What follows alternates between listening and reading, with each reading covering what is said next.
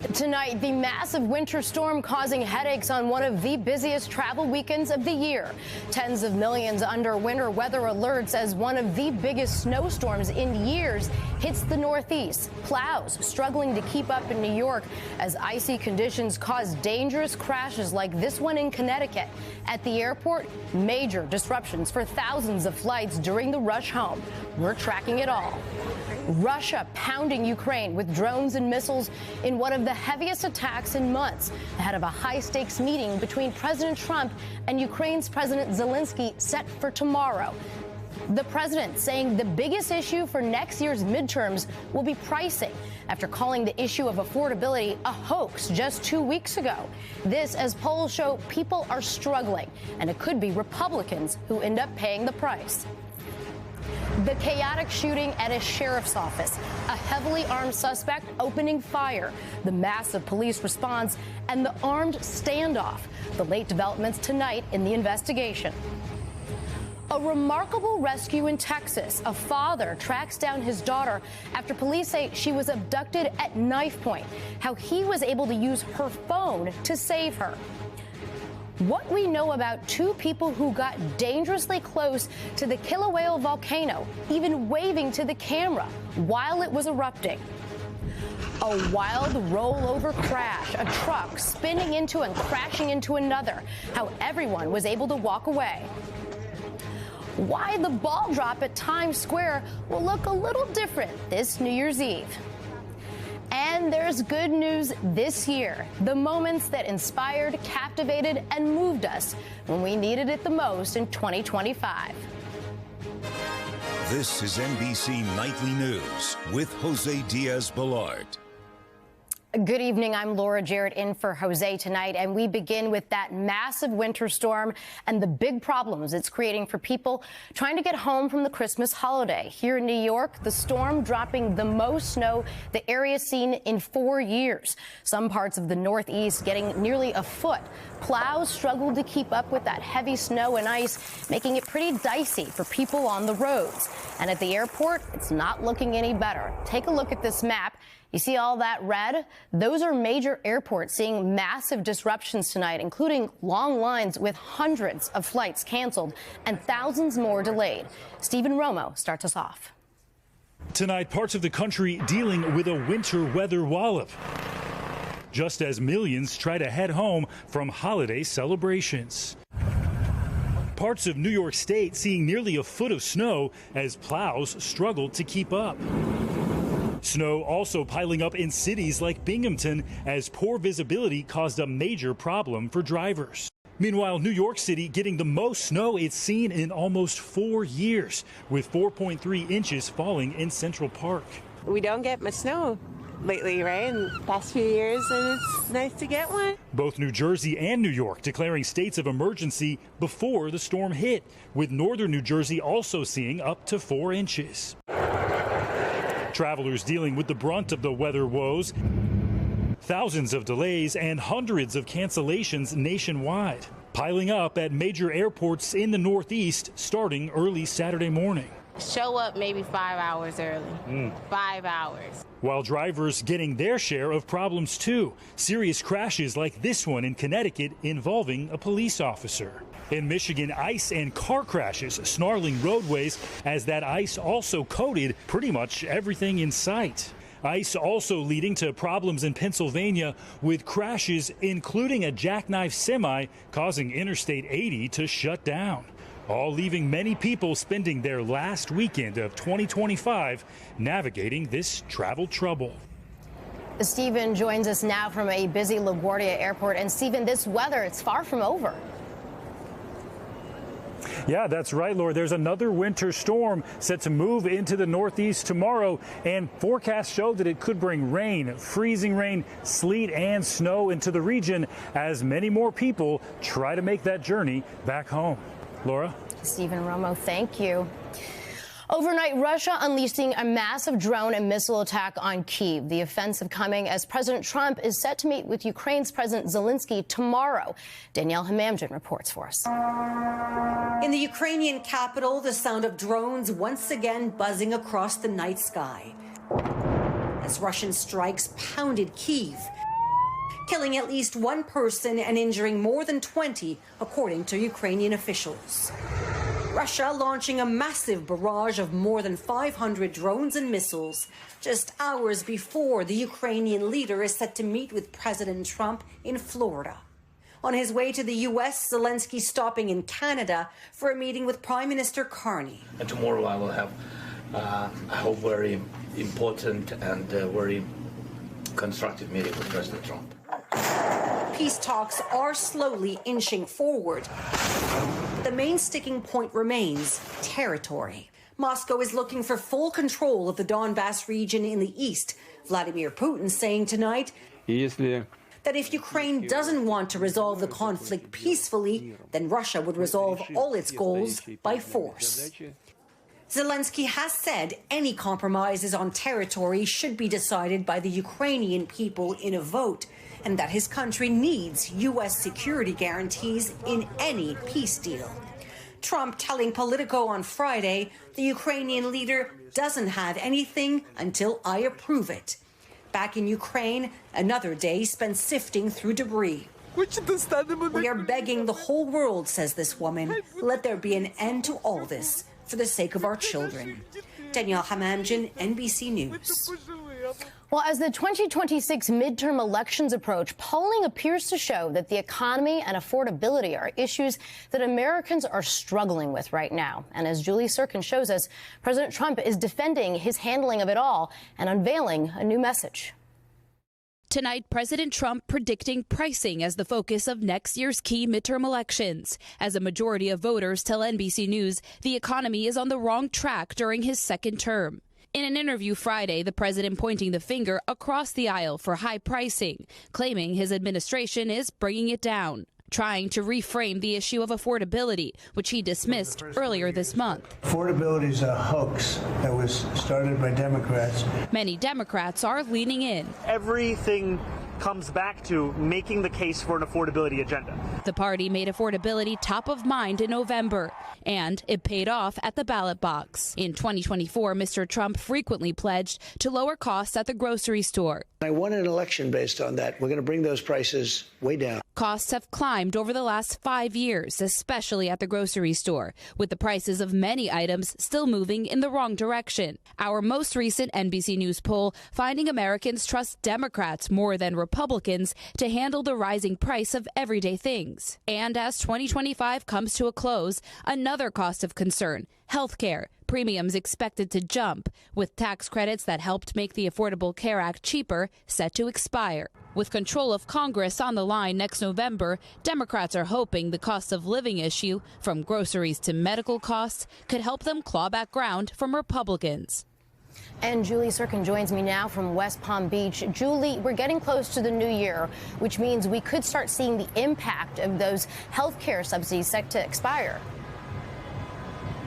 Laura, that's right. 22 million Americans are about to face sticker shock. Remember, Congress couldn't come together on a deal to extend those subsidies, and because of that, the nonpartisan Congressional Budget Office says 4 million people could drop their coverage. Laura? Julie Sirkin, thank you. Overseas tonight, Thailand and Cambodia reaching a new ceasefire agreement to end weeks of armed combat along the borders of those two countries. Both sides had been fighting over competing claims to territory. The new agreement follows a ceasefire brokered by President Trump that later fell apart. Here at home, we are learning more about a chaotic shooting at a sheriff's office in Idaho. A heavily armed gunman opening fire on people, then getting into a standoff with law enforcement. Dana Griffin has more. Tonight, a gunman is dead after opening fire at this Idaho sheriff's office, injuring an officer and 2 women both shot in the leg, investigators say. There's sheriffs everywhere, long guns out, handguns out. I've already heard multiple shots fired. Witnesses left stunned and terrified in downtown Wallace. I was scared for my life, and I wanted to run, but I was so afraid that if I moved my vehicle that he would train his gun on me. Julie Ward heard the commotion. She began filming on her phone a safe distance away. There was at least 7 shots. The injured women were shot while sitting in a vehicle outside the Shoshone County Public Safety Facility, officials say.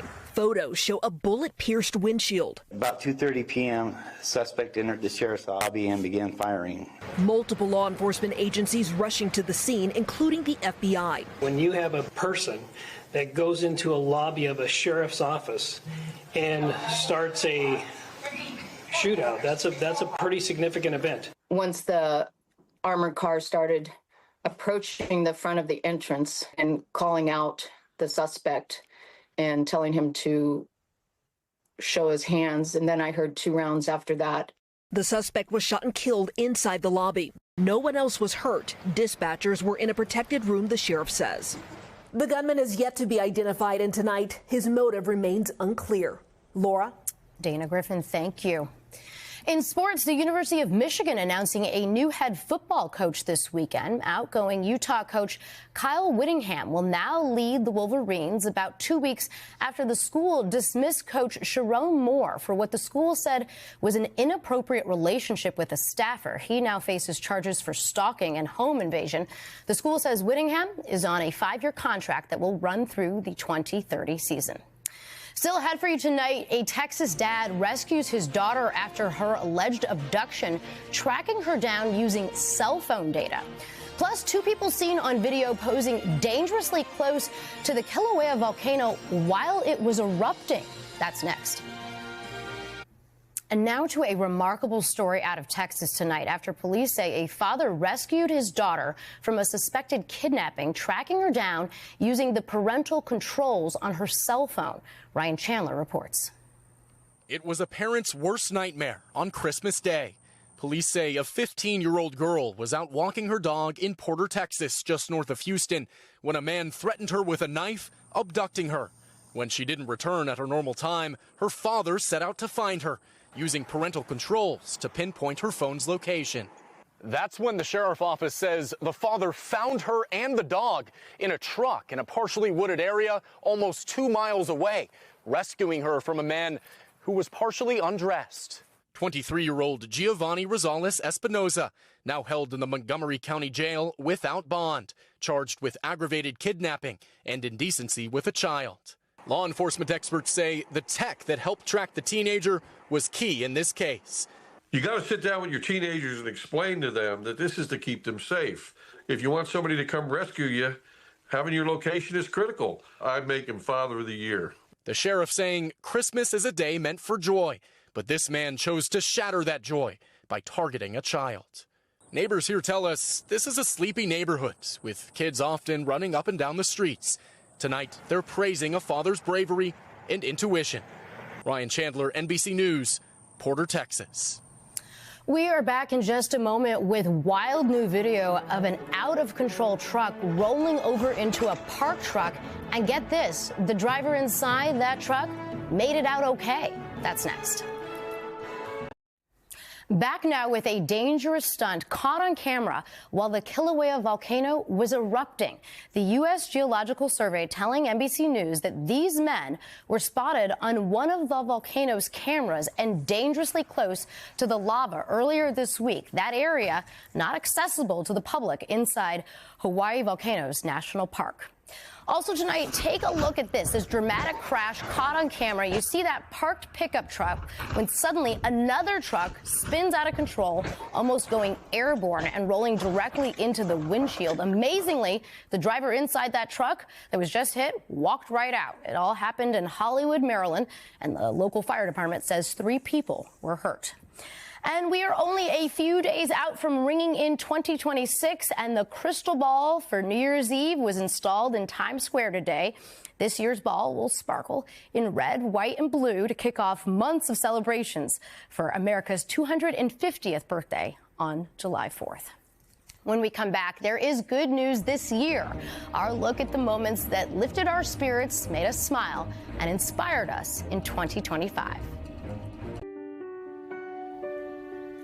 There's good news tonight. That's how we've ended our broadcast for years now, with moments of inspiration we don't often see on the news. For my colleagues, Jose Diaz-Balart, Hallie Jackson, and myself, it's an honor to tell these stories. So tonight, our annual tradition where we look back on all the amazing people who inspired us in 2025. This year, there were so many special moments that inspired us. We saw so much support when people needed it most. It made me feel so good, and it made me feel like cancer is just nothing, and I could get through it for how much support this is for me. Like the Goshen Township Police Department in Ohio, showing Allie Campbell she wasn't alone during her cancer battle. Officer, what's the bigger message? Bigger message is if we can stand behind someone who needs our support at that point in time, then we stand behind them. We're in this together.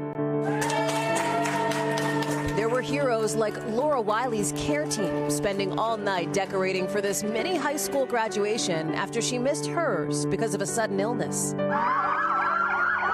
And a massive birthday parade for this little boy as he went through cancer treatment with hundreds of people showing up. His smile was just ear to ear, just so big. It's overwhelming in the best ways possible because we couldn't do it without our community. Across the country, educators making a difference and their community saying thank you.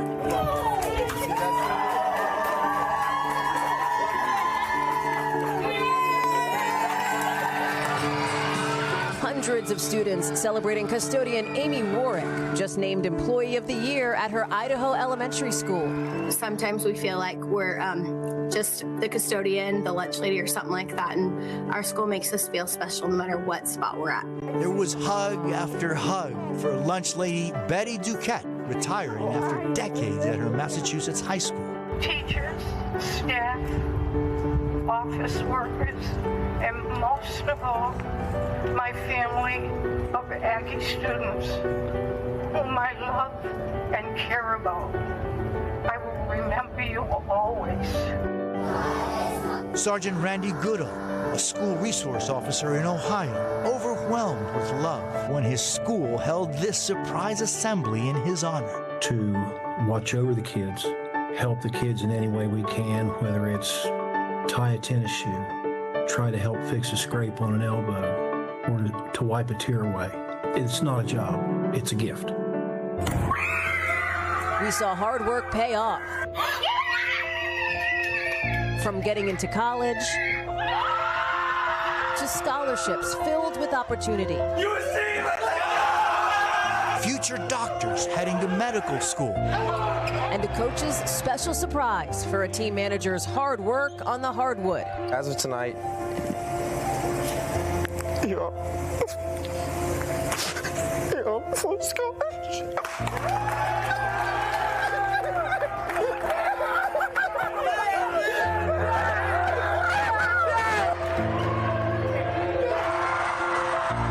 That power of teamwork lifting all of us to new heights.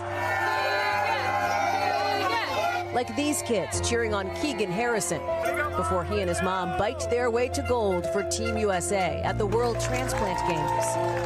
Can you talk a little bit about what that's like for you emotionally? There are doors that are open no matter what your situation is. There is a way that we can make sure that you feel included, that you are supported in whatever that you want to do.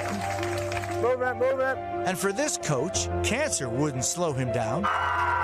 His players and his other team of doctors, nurses, family, and friends showing up for his moment of victory. We saw people giving themselves to others, including the greatest gift of all. In December 2024, I became your official donor. And I am in this very room waiting for you. You're a perfect match, Mandy Harris.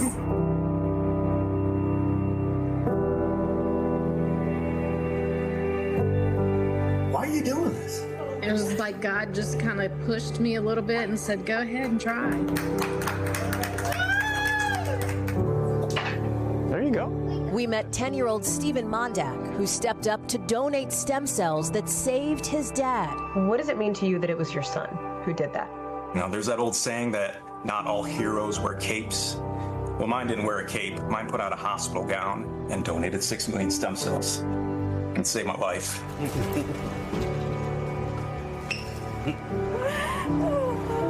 And we were there when April Johnson Heath met Valence Sams, the man who got a second chance of life thanks to the heart donated from April's late son.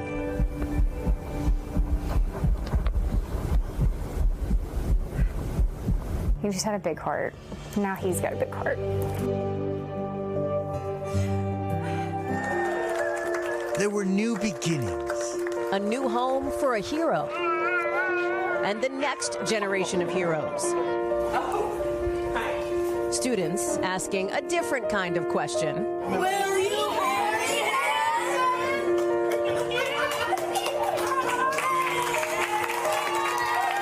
This is something that I've been dreaming of not only my whole life, but since I met Josh.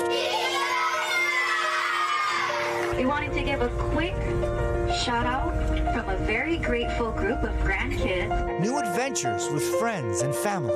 For being our biggest fan, our favorite travel buddy, and the queen of making memories. And checking off that bucket list, making memories to last a lifetime. I love you. I love you too. Moments of triumph and connection. Inspiring us to show up for others. And be the best version of ourselves. All year long. Our big thanks to producers Daniel Rodriguez, Samantha Way, and editor Deanna Donovan for putting that together. That's Nightly News for this Saturday. Hallie Jackson will be here tomorrow night. I'm Laura Jarrett. For all of us here at NBC News, thanks for watching. Have a great night.